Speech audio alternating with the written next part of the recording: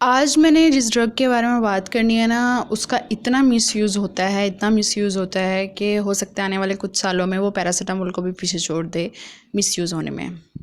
जी हाँ, बताते हैं, सब्र करें। आपको हिंट दे देते हैं, चलें। वो सबसे ज़्यादा लूज़ मोशन के लिए यूज़ हो रहा है वो ड्रग हमारे मुल्कों में, इंडिया, पाकिस्तान में, बांग्लादेश में, यहाँ के मुल्कों में बहुत ज़्यादा यूज़ होता है, बहुत डेली बेसिस पे यूज़ होता है वो ड्रग। अस्सलाम वालेकुम, मेरा नाम लाइका है और मैं फ़ार्मासिस्ट हूँ बाय प्रोफेशन। और मेरा काम यह है कि मैं लोगों को अवेयरनेस दूँ अपने नॉलेज को इस्तेमाल करके कि किस ड्रग को किस तरह से यूज़ करना है, कौन सी ड्रग किस डोज़ पर जाके आपके लिए पॉइज़न बन सकती है, लेकिन आपको नहीं पता। तो आज हम बात करेंगे मेट्रोनिडाज़ोल के बारे में।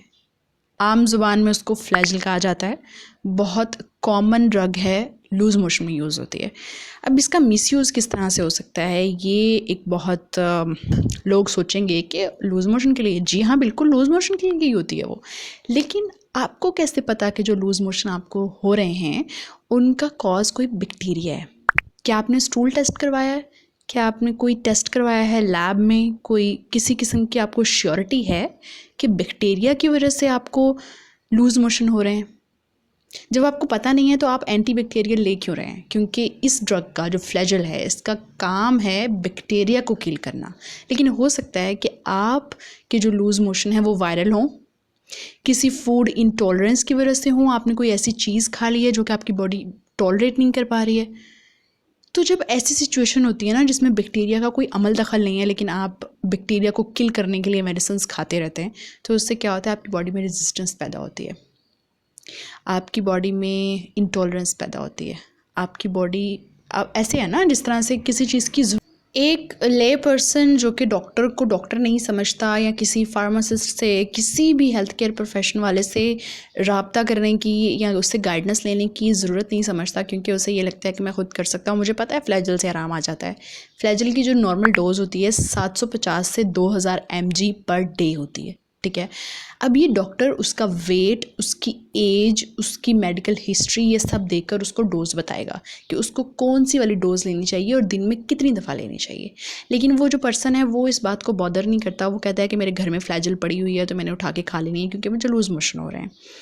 तो वो ओवर डोज़ ले सकता है, क्योंकि हमें ये लगता है, जिस तरह से हमें ये लगता है कि दूध ज़्यादा पीने से हमारी हड्डियाँ ज़्यादा मजबूत होती हैं, लेकिन उन्हें नहीं पता कि दूध ज़्यादा पीने से ज़्यादा क्वांटिटी में लेने से आपको स्टोन्स का मसला हो सकता है, आपकी किडनी स्टोन्स हो सकते हैं, लेकिन हमें ये चीज़ नहीं पता। तो हम दवाइयों को भी समझते हैं कि ज़्यादा दवाई खाएंगे, जिस ज़्यादा गोलियां खाएंगे तो जल्दी आराम आ जाएगा, पर ऐसा नहीं है। तो ये एक बहुत बड़ी मिस्टेक हो सकती है, बहुत बड़ा मिसयूज़ हो सकता है कि वो अपनी बॉडी के अकॉर्डिंग डोज़ ना ले और ओवर डोज़ कर जाए विदाउट एनी गाइडेंस।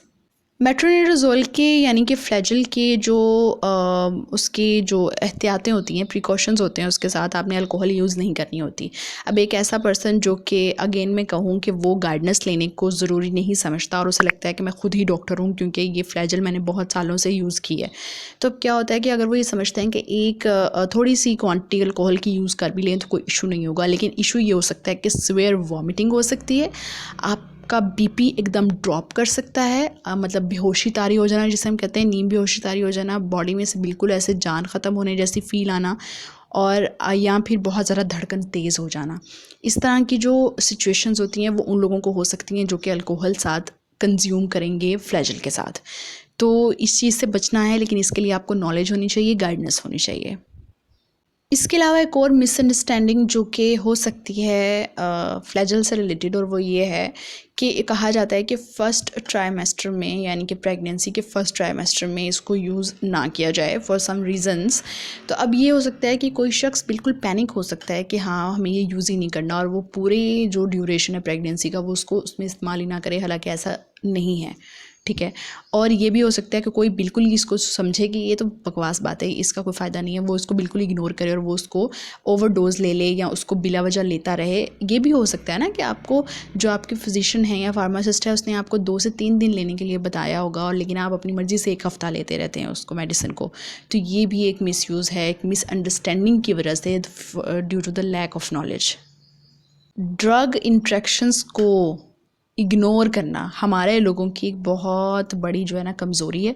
वो इस वजह से क्योंकि वो अपने हेल्थ केयर पर्सन को बताना ही पसंद नहीं करते कि हम इसके अलावा कौन सी मेडिसिन डेली लाइफ में यूज़ कर रहे हैं, वो उसको नहीं बताते हैं।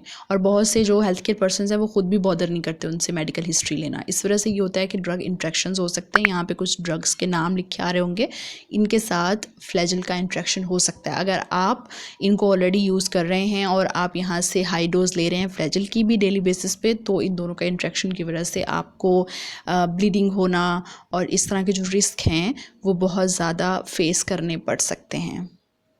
अच्छा, ये कुछ ना लिस्टेड साइड इफ़ेक्ट्स हैं जो कि फ्लैजिल की वजह से हो सकते हैं। अब एक ऐसा पर्सन जो कि प्रॉपर गाइडेंस नहीं लेता है इसके बारे में, वो खुद पूछता नहीं है हेल्थ केयर पर्सन को, तो उससे क्या होता है कि उसकी जो अर्ली सिम्टम्स होते हैं, जैसे टिंगलिंग, जैसे कि बॉडी में अनकंफर्टेबल कुछ फील होना, महसूस होना, इस तरह के जो अर्ली सिम्टम्स होते हैं वो उसको इग्नोर करता रहेगा, क्योंकि उसे लगेगा ये नॉर्मल है, कुछ नहीं है, मैं शायद थका हुआ हूँ या शायद वैसे ही कुछ हो रहा है, ये वो इस तरह से। तो वो उसका सवेयर नर्व डैमेज का कॉज बन सकता है।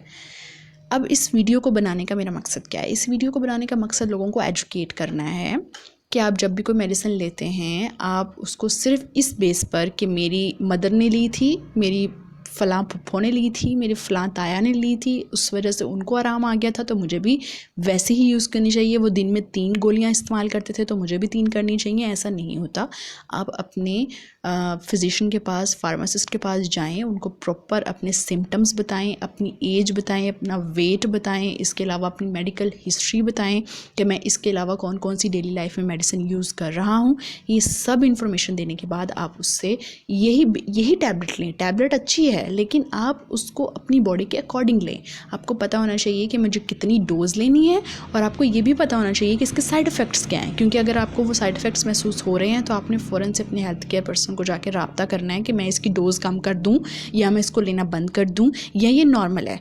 कि ये तो होंगी, कुछ टैबलेट्स होती हैं उनके साइड इफ़ेक्ट्स में होता है कि आपको नोज़िया महसूस होता है, यानी उल्टी जैसी फ़ील आना, ये महसूस होता है, तो वो होगा ही, ठीक है। वो आपको बर्दाश्त करना पड़ेगा जब तक कि आप उस मेडिसिन को ले रहे हैं। लेकिन ये आपको अवेयरनेस होनी चाहिए कि वो मैंने बर्दाश्त करना भी है या वो गलत चीज़ है, वो मैंने बर्दाश्त नहीं करनी, ठीक है। तो इस अवेयरनेस के लिए आपको अपने हेल्थ केयर पर्सन से गाइडेंस लेनी है, उसको प्रॉपर बताना है कि मैं क्या महसूस कर रहा हूँ, इस टैबलेट को खाने के बाद मैं क्या महसूस कर रहा हूँ। मेरे साथ कनेक्टेड रहिए, हम मिलकर अपनी ज़िंदगी को मेडिसिन्स के ऊपर डिपेंडेंट होने से बचा सकते हैं, और हम कोशिश करेंगे कि हेल्दियर लाइफ पाथवे की तरफ मूव करें इंशाल्लाह। बहुत शुक्रिया।